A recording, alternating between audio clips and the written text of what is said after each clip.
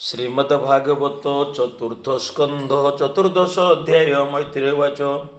ध्रुवर कोप जहु गला कुबेर भुवने जानिला तक्षणे निज गण तुले ध्रुव समीपे आसी मिले अंजलि करिबेनि पाणी काकुस्थे कहे मंजू बाणी। कुबेर वाच आहे क्षत्रिय चूड़ामणि तोर महिमा मुहि शुणी मिलिली तोहर समीपे गुह्य किन्नर घेनी आपे।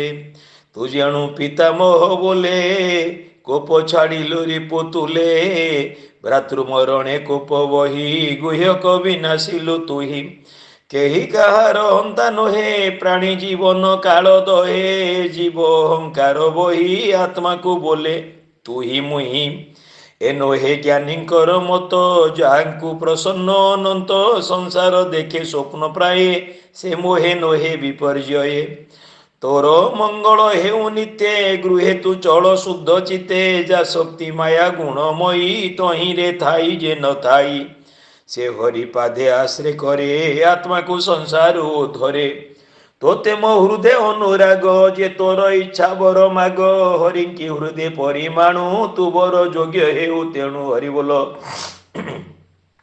मैत्रेय वाच एमंते कुबेर वचने ध्रुव विचारी तो समने बोलो ई हरिपाद गते मोहर मन थाउ नित्ये अन्य कल्पना नाही मोर जार प्रसन्ने भवु पार। कहे कुबेर ध्रुवे चाही ए बर लभ ध्रुव तुही। एमंत कही ध्रुव पासे कुबेर गमिला आकाशे एबे हो शुण महीपति ध्रुवर अर्जिला विभूति। कुबेर भुवनु संतोष ध्रुव गमिला निज देश निज भुवने ध्रुव जाई ऋत्विज पुरोहित राई। संकल्प करी यज्ञ मते पूजिला विष्णु पाद गते भावे संपद संपादी अणिमा आदि अष्टनिधि। सर्व संपद भोग कला गृहे उत्तान पाद बला सर्व प्रकारे विष्णु पादे भक्ति साधिला अप्रमादे। प्रजाए ध्रुवर राजते आनंदे बंचिले जगते स्वभावे ध्रुव धर्मशील सुसाधु ब्राह्मण अवच्छल। ध्रुवक पितृभावे जानी दुख सुख को न प्रमाणी आनंद मने जन प्रजा पालन कले ध्रुव राजा। शपथ दीप अधिपति होइले मनुर संतति 36 सहस्र बरस स्वभावे परम आयुष। आनंद मने भोग कला भूमि मंडले मनोबला भोगरे पुण्य क्षय करी यज्ञादिजा कार्ये पाप हरि। त्रिवर्ग साधन करिण पुत्र को करी राज्य दान नृप आसने बसाइला स्वराज्य अभिषेक कला। आत्म संपद आदि जेते स्वपन प्राय मणि चित्ते विष्णुर माया बल जानी गंधर्वपुर प्राय मणि। पुत्र कलत्र देह मित्र धनादि सकल नित्य सर्व संपद परिहरि संयमे आत्मा बस करी आश्रम नाना नाम बधरिका तही मिलिले ध्रुव एका। निवृत्त करी इंद्रिगण चित्ते सुमरी नारायण। विष्णुर स्थूल रूपे मन धारणा बळे करी ध्यान तक्षणे लिंग रूप गला निर्मल ज्योति प्रकाशिला। ध्रुवर भक्ति दृढ़ हैला ता अभिमान दूरे गला नयन अश्रु विगलित आनंदे अंग पुलकित। विमान देखिला गगने पूर्णिमा सुधा कर जेते जे विराजे 10 दिश आकाशु हेला परवेश।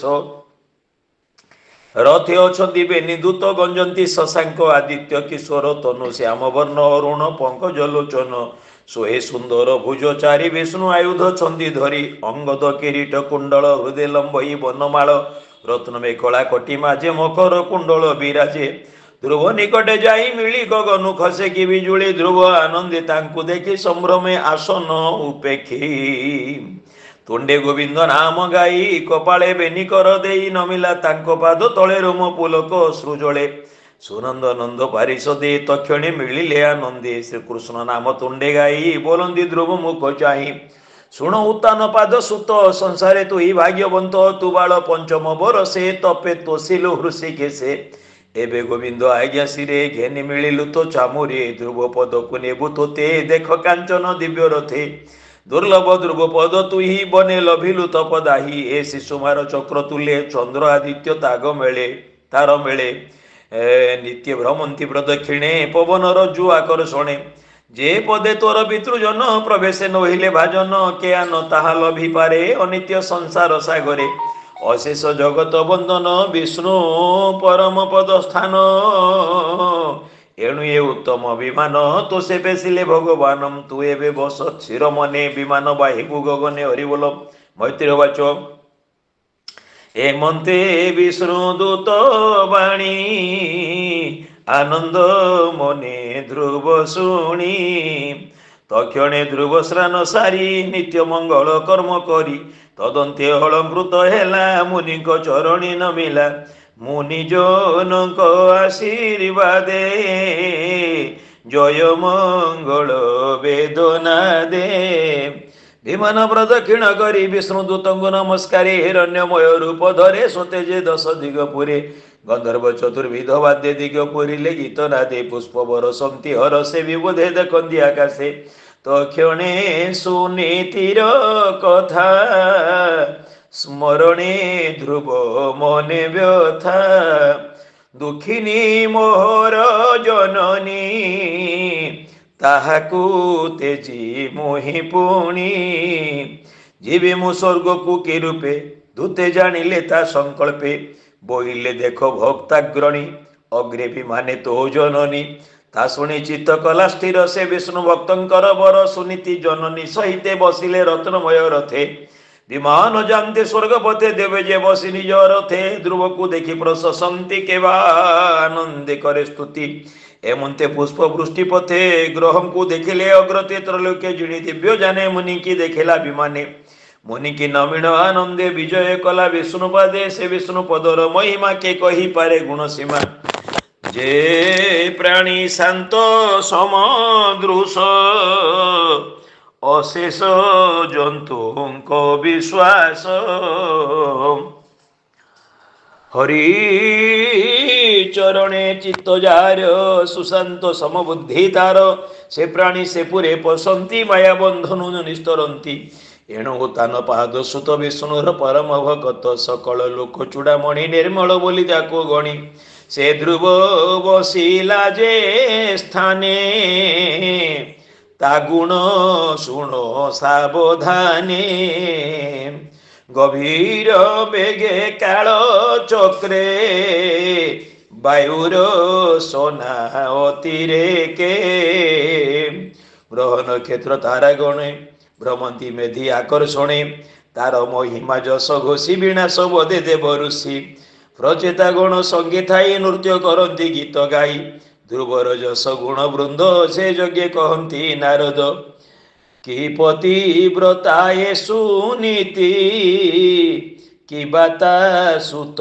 ध्रुव गति कि बाता तपर प्रभाव वेदवादी की असंभव से तपे हरिकी तोशिला जननी संगे स्वर्गे गला शुण हे व्यासंक कुमर साधु जनक मध्यवर तू जेणु पचारिलु मोते ध्रुव चरित भागवते उत्तम जसा ध्रुव वाणी जेहा एक मने शुणी विस्तारी कहे साधु मेले बसई वैष्णव मंडले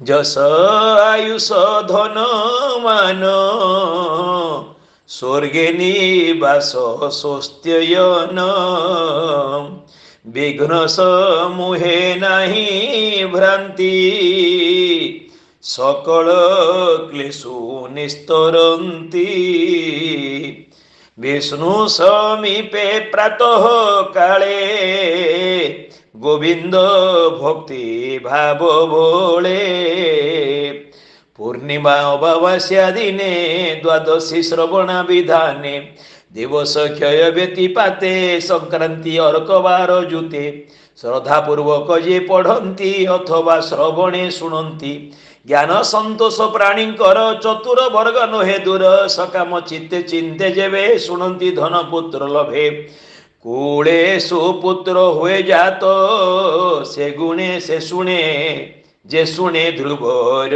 चरित संसार जनंकर हिते पुराण कहिले गीत कृते कहि दास जगन्नाथ चतुर्थ स्कंधे भागवत हरि बोलो।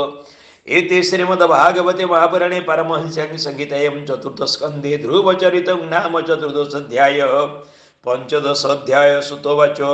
मैत्रेय वाक्य शुणी करने आनंद विदुर मने विमस्या पिरणे भंग मुनिरपि मतिभ्रम जदि शुद्धं अशुद्धं वा मम दोष न विद्यते।